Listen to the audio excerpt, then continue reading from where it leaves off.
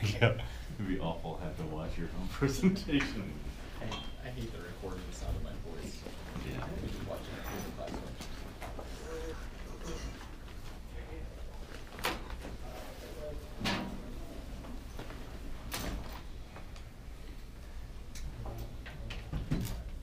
Are we doing USB drives or? Did you set it? I got it all downloaded, so they were all good, so. Okay. You don't need any changes. Oh. I think I resent it 2 days ago because that error that I found. I downloaded it. Okay, cool, thanks. Okay. So it was used to save the, and then you could just transfer it to somewhere else. Okay. Did you figure out the project? Did you figure out the project? Present2. Yep. Thanks. Just be a friendly audience and I'm good to go. Promise. Essentially, you learn how essentially to make a socket. Like, The first part's pretty easy compared to the second part. Yeah, like throwing the first part just like all the way in the standard out. Yeah, And then you can be down to the hard part. You need to more involved as far as I can tell. I've read a lot about it. I found a couple of good web pages that describe how to do using sockets and stuff. I think I haven't really gotten to the point where I feel comfortable doing anything, go back in or any of that stuff yet. The book itself has some code in it with respect to the go back in. I don't know if that's the right code. That deals with frames. It's chapter 3 actually. Has all the, so I don't know. I think I'll just, I don't know. That's per account at right now. You want next in the queue? I think so. Yep, 3 in the queue today. 30.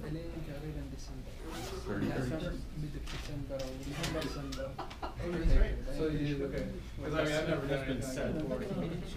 So, the whole socket. Did you feel guilty about it? So it's cool.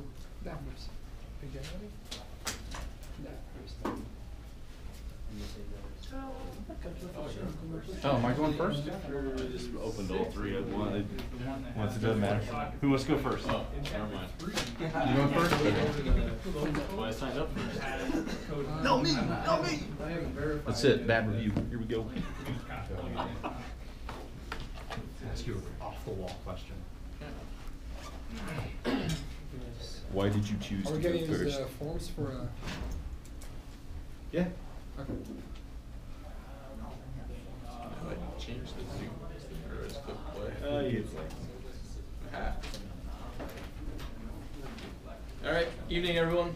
Brian Boyd, and I am responding to a paper called Adaptive Congestion Control for Unpredictable Cellular Networks.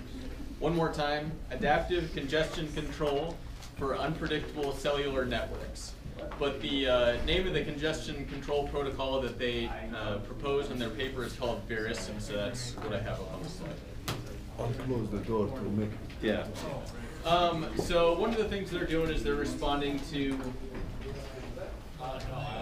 the need for congestion control in cellular networks, just because of the nature of cellular networks. It's unpredictable.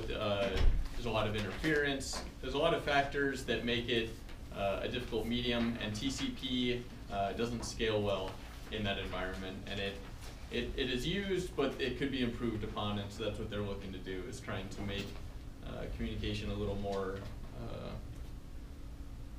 efficient.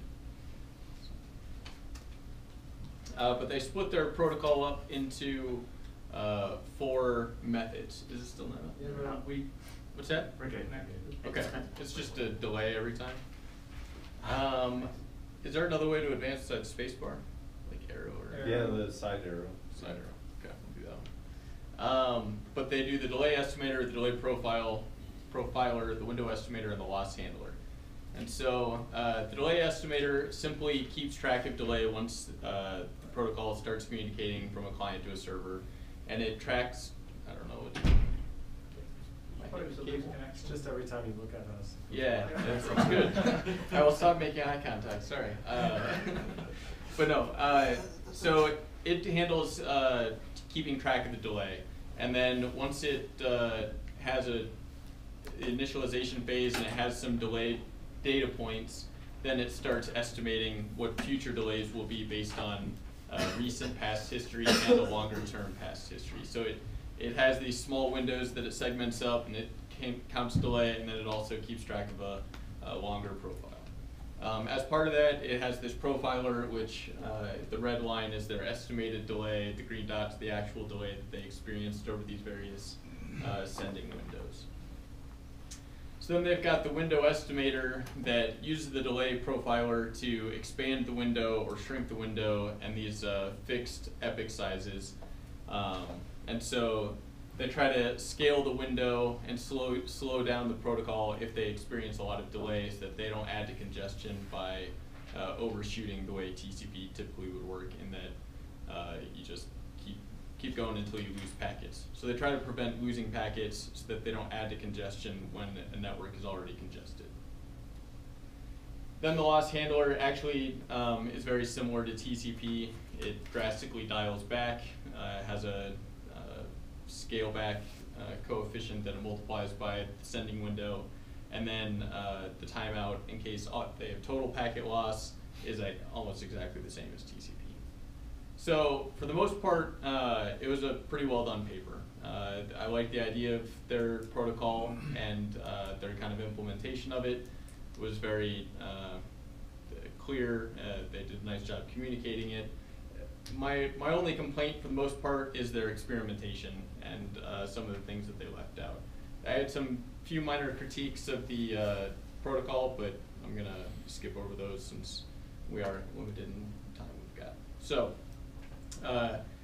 they did their experimentation in the real world on this cellular provider Etisalat in Abu Dhabi, and they only did a stationary receiver, which was different because they also ran a bunch of simulations. And so part of my critique is that I wish they had done the same experiments as they did simulations. They did a lot of mobile experiments in the simulations, but the experimentation, they just had a stationary receiver and then a server hooked to the fiber backbone of the cellular network provider. But they have a delay and throughput graph here, and you can see that it performed very well compared to TCP variants. They did TCP Cubic and TCP Vegas, and then another congestion control protocol called Sprout. But it had lower delay than the TCP variants, and similar throughput on when you take the average of the data points there, and then slightly higher delay, but a little bit more throughput than the Sprout protocol. And then they also, these charts are simply looking at some internal variants to the protocol that they changed. So it has a, I'll just go and describe it. The R is a threshold that they set. It's a ratio of the maximum delay and the minimum delay. And so by adjusting that ratio, you can see how you get a trade-off between lower delays but higher throughput. And so that's how they adjusted the sending window, is using that ratio. And so when you change it from 2 to 6, it changes the behavior of the protocol.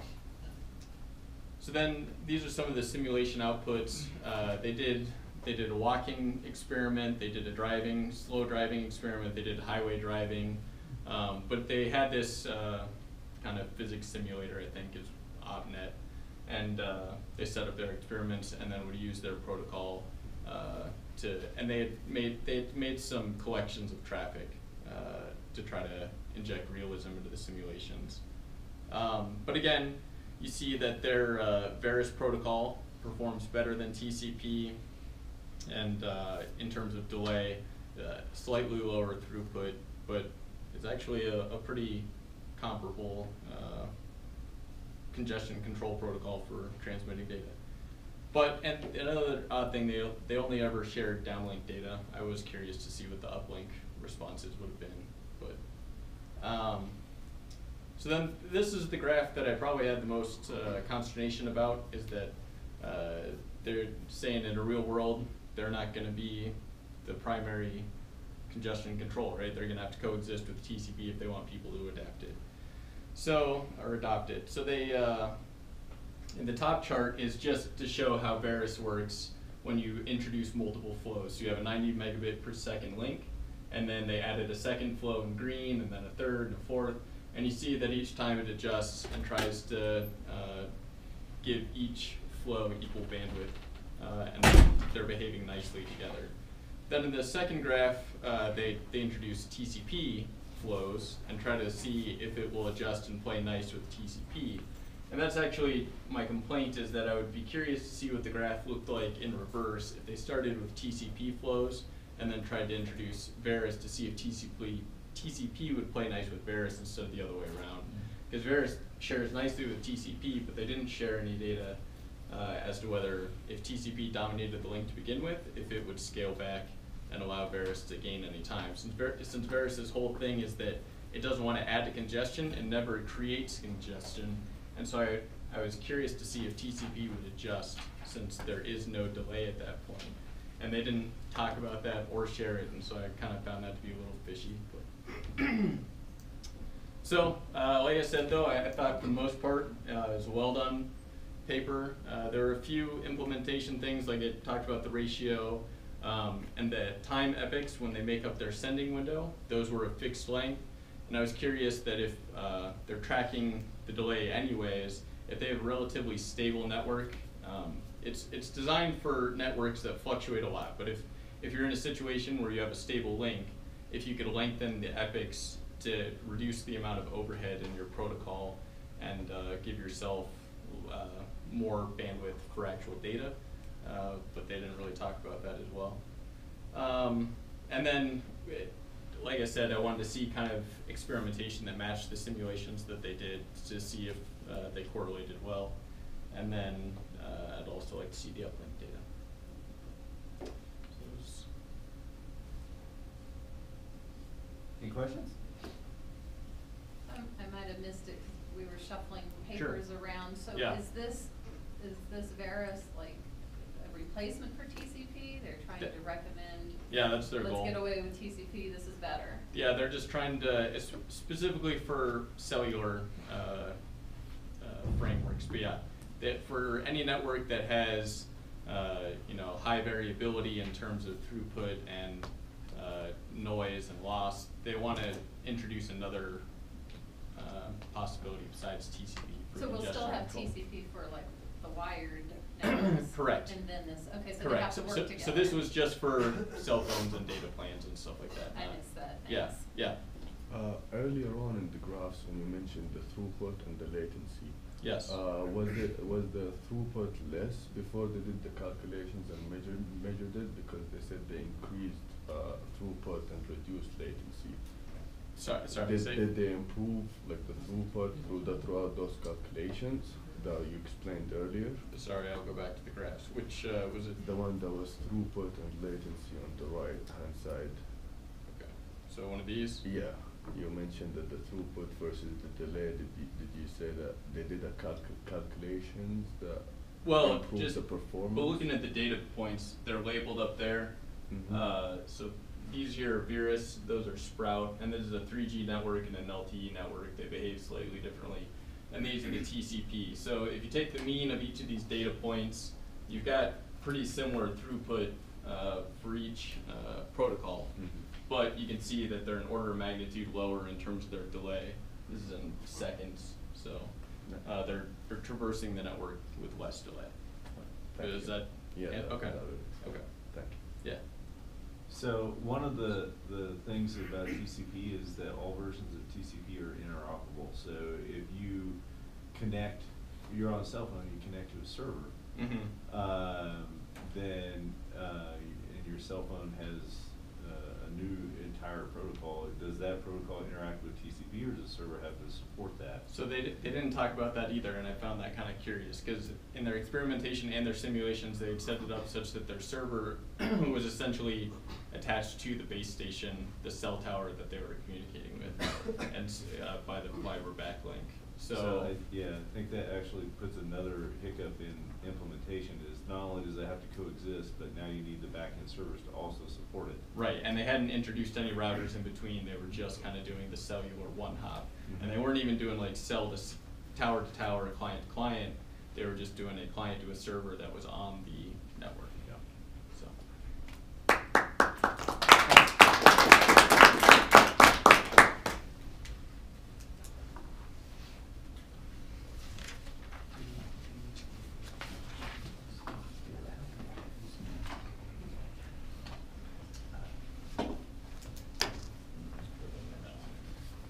They could have been part of that lawsuit.